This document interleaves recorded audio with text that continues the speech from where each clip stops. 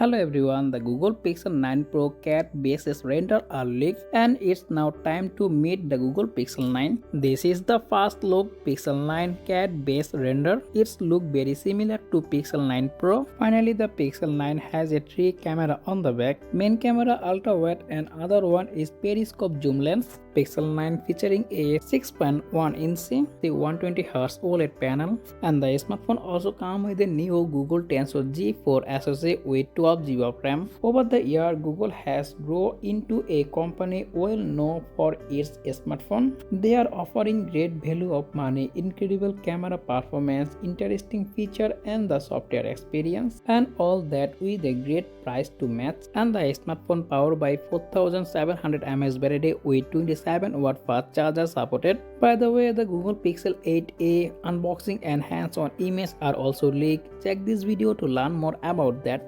Don't forget to like this video, subscribe if you have not already, and I will catch you next one. Take care. Allah Hafiz.